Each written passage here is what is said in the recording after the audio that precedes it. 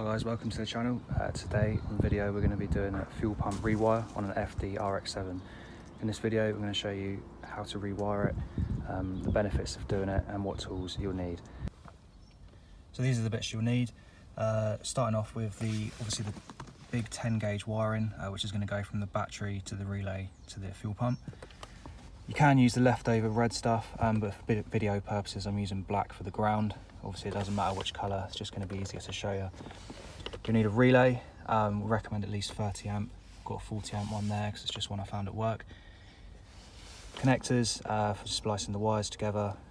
Fuse, again, around the 30 amp fuse there. Inline fuse, we're going to be putting that as close to the battery as part of the circuit on the battery power feed. Tools you'll need, set of crimping tools, obviously for doing the connectors. Other tools basically just for removing the trims. I use a 10 and a 12mm at the back for removing the back left trim, and a set of wire cutters just for splicing the wires back. So here we have the stock FD wiring. It's quite well documented that the stock Mazda wiring is quite high volt drop from the battery, obviously through the resistors, the relays, and then down to the back of the car. And this can cause high revs, especially if you're tuning. It's documented that they've seen a horsepower increase and fuel pressure increase from just carrying out this mod.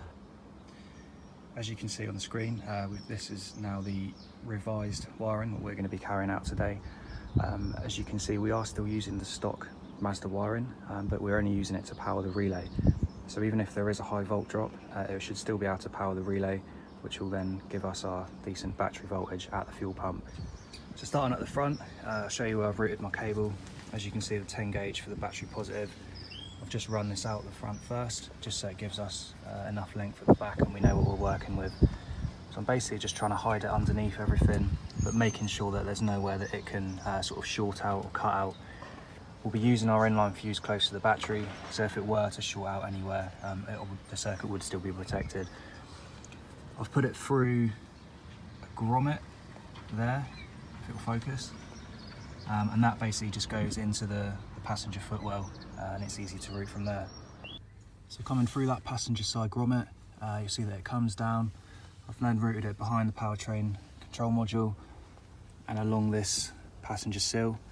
It sits quite nicely behind this the original factory wiring. Obviously the carpet's pulled up at the moment. When the carpet goes down and the side trim goes on, you won't see it. From this point, I've then tucked it under this trim, just using my hands like that, pushing it under this trim here, and it comes out under the seat like that. Only taking this side of the seat out, I've sort of worked it way around here, and as you can see, it's coming out of the boot there, so easy job so far. This point here, the back of the seat, you see that I've tucked it behind that trim. That's basically just to try and stop it from shorting out. Sort of if people sit in the seat, it would eventually put pressure on that cable. By putting it behind the trim, it's sort of out of harm's way. As you can see, it then comes out nicely here to the fuel pump. Now this is just sort of less than 5 meters of cable. I ordered 10 to be on the safe side, but you could easily get away with just sort of 5 meters of 10 gauge cable. So this is the relay we have here. As you can see, there's a picture on the relay. Yours might be slightly different, but all the relays work the same.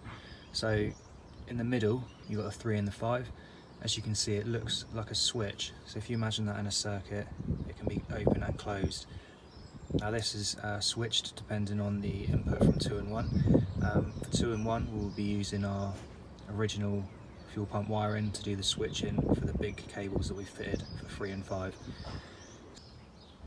As you can see here, I've just sort of test fitted it to show you how easy it is. So that's our cable that we've run from the front, from the battery. That's going onto the switch side, so the bit through the middle. And this is the sort of little subsection of loom I've made up. So we're using these type little crimp connectors that you get in the Halfords kits. They're really cheap. And then a sort of small bit of wiring, and this is going to go into our connector there.